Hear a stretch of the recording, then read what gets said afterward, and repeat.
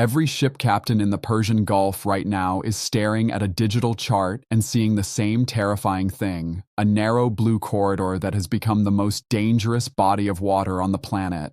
Beneath those waters, naval mines, seeded methodically, with hundreds more staged and ready. On the surface, explosive-packed drone boats sweeping in patrol patterns. Along the shorelines, missile batteries that lock onto anything moving within range. And behind all of it, a government that has announced, in plain language, that any American soldier who sets foot on its territory will be met with fire. This is the Strait of Hormuz, April 2026. And the clock driving every decision in Washington right now is not military. It is economic. 20% of the world's daily oil supply has historically moved through this corridor, a channel barely 24 miles wide at its narrowest. Since February 28th, the day the United States and Israel launched the operation that changed this region's trajectory, that flow has ground to a near-complete halt. Roughly 15 million barrels of crude per day are now stranded inside the Gulf. Iraq and Kuwait have no viable alternative export route. Storage tanks are approaching capacity. Production itself is being throttled, not because the oil does not exist, but because there is nowhere for it to go. The price consequence has been swift and brutal. On February 27th, West Texas Intermediate crude sat at $67 per barrel. As of late March, it has crossed $112. Analysts are not dismissing the possibility of 150. Some voices, serious voices, not fringe commentators,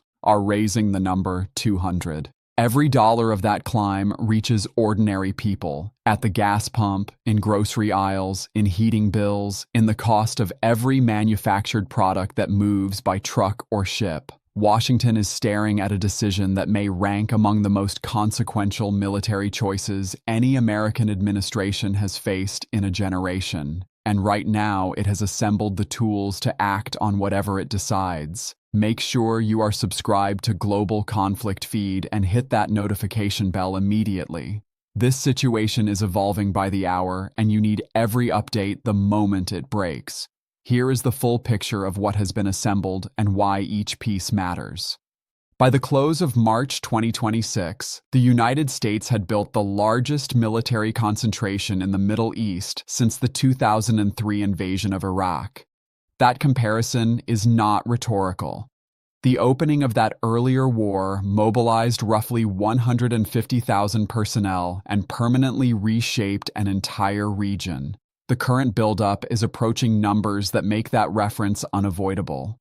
Thousands of soldiers from the 82nd Airborne Division, rapid reaction paratroopers based at Fort Bragg, North Carolina, arrived in theater. These are not logistics units. These are the forces commanders send when speed and firepower are the priority. Alongside them, approximately 2,500 Marines with expertise in amphibious operations, beach assaults, and coastal combat. Then came the disclosure that drew global headlines. The Pentagon is preparing deployment orders for an additional 10,000 ground troops on an emergency basis. When those forces are added to the roughly 50,000 American service members already operating in the region, the combined figure approaches 70,000 personnel, armed, equipped, and positioned within striking range of the Iranian coastline. To place that number in context, the United Kingdom, France, Germany, and Canada together do not maintain a standing combat-ready force of that size in any single theater on Earth. And according to the Soufan Center, one of the most credible security analysis institutions tracking this conflict, the 10,000 additional troops represent something distinct from the forces already conducting the air campaign. They are a combat-ready ground echelon assembled for one specific purpose: to go in. But go in where? And what does that actually mean on the ground? To answer that, you need to understand one small island.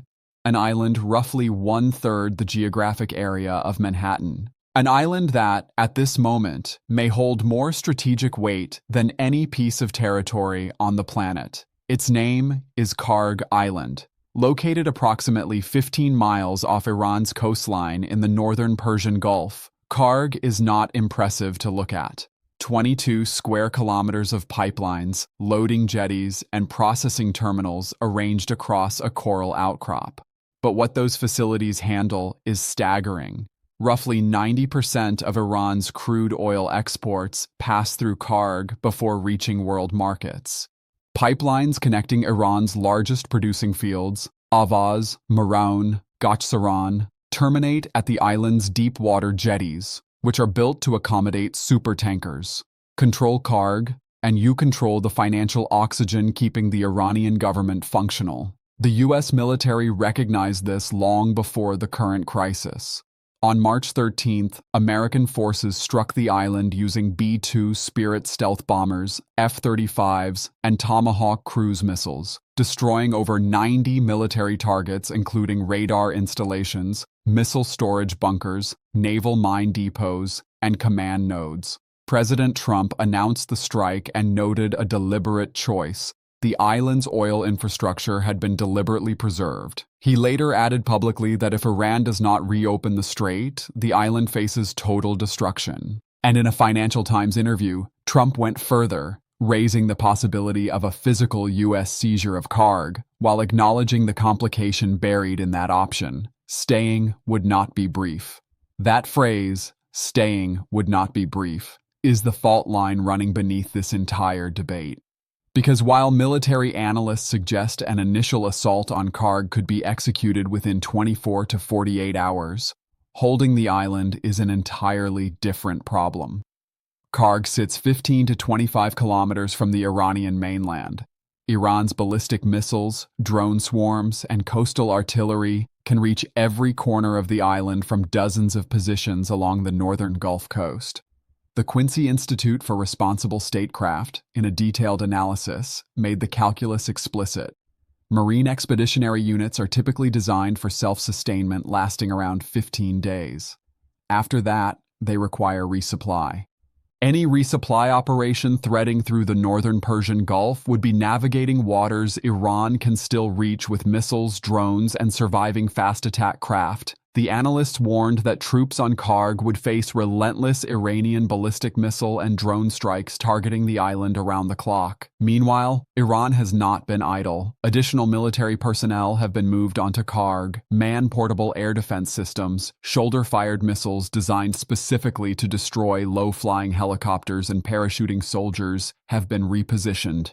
Anti-personnel and anti-armor mines have been laid along precisely the stretches of coastline where a U.S. Marine amphibious landing would most likely occur. This is not improvised defense. This is a layered, studied response to American military doctrine, and the Strait of Hormuz itself has been fortified independently. Iran had already begun seeding the waterway with naval mines, a few dozen deployed at one point with the capability to introduce hundreds more at short notice. The Islamic Revolutionary Guard Corps Navy retains the bulk of its small boat and mine-laying fleet. Iranian officials have described the strait in terms that leave no ambiguity. Vessels attempting passage will be attacked. Fast attack boats patrol the surface. Drone swarms have been pre-staged. Coastal missile systems cover every approach angle. Iran's parliament speaker declared publicly that Iranian forces are positioned and waiting, specifically waiting for American troops to arrive on the ground so they can be, in his exact words, set on fire. That is not diplomatic posturing. That is a battlefield announcement. The United States responded operationally. Secretary of Defense Pete Hegseth confirmed on social media that at presidential direction, U.S. Central Command has been systematically destroying Iranian mine-laying vessels operating in the strait. 16 mine layers eliminated in a single coordinated operation. The USS Tripoli and USS Boxer amphibious ready groups are now moving toward the strait's narrowest point. Together, they carry thousands of Marines, MV-22 Osprey aircraft capable of delivering assault forces to multiple landing zones simultaneously, CH-53 heavy-lift helicopters, and LCAC hovercraft capable of putting armored vehicles directly onto a beach. The broader U.S. military posture surrounding this crisis spans multiple bases across the region. Al Udeid Air Base in Qatar serves as the primary air operations hub. Al Dhafra in the UAE supports F-35 fleet operations and drone missions. The Fifth Fleet headquarters in Bahrain coordinates naval operations across the Arabian Sea. Two nuclear-powered carrier strike groups, the USS Abraham Lincoln and the USS Gerald R. Ford, are operating in theater simultaneously, a concentration of air power that analysts have described as historically rare.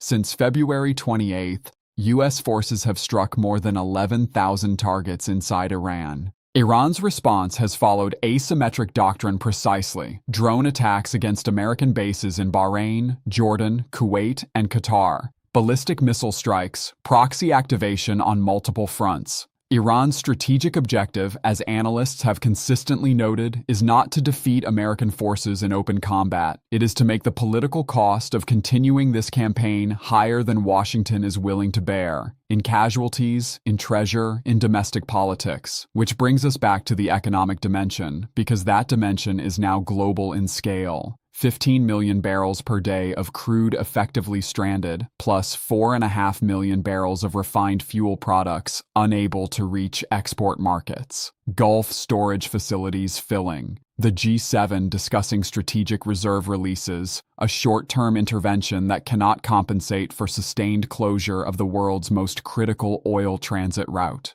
If the strait remains sealed through summer, analysts are not projecting numbers that have any modern precedent. Iran holds this leverage deliberately. The strait is not simply geography.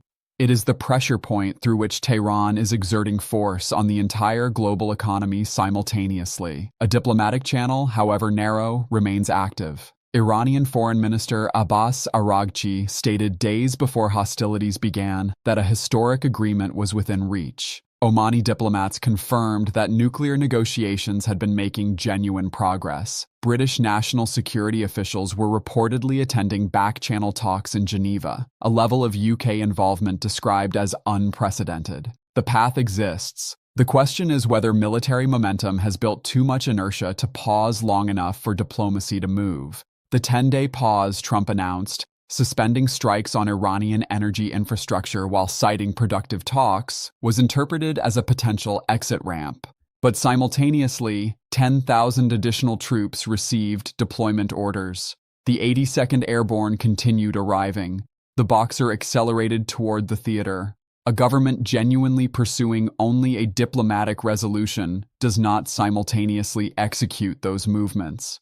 The April 6th deadline, the point at which that pause expires, is now the single most consequential date in global geopolitics. If Iran produces a concrete, verifiable movement before that date, on the strait, on the nuclear file, on any dimension that gives Washington a credible off-ramp, the Marines aboard the Tripoli and the paratroopers from Fort Bragg may stand down without firing a single shot on Iranian soil. If Iran holds its position, the apparatus assembled across the Persian Gulf will be activated, and the world will enter a phase of this conflict that no strategic model has yet fully charted.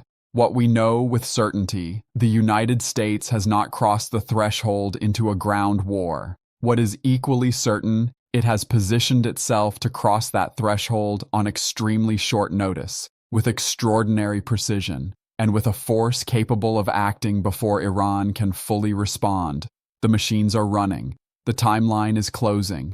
History does not follow predetermined scripts. Diplomacy can accelerate. Regimes can fracture, leaders can choose differently than every prior signal suggested. But the forces are assembled. The sand is moving through the hourglass at speed. If this analysis is giving you the depth you need on a story that matters, do us a solid, hit the like button right now and subscribe to Global Conflict Feed so you never miss a critical update as this situation evolves. Drop your take in the comments. Do you believe a ground operation is now inevitable? Or will a deal get done before April 6th runs out? We are tracking every development, the diplomatic track, military positioning, oil market signals, coalition movements, and we will bring it to you the moment it breaks.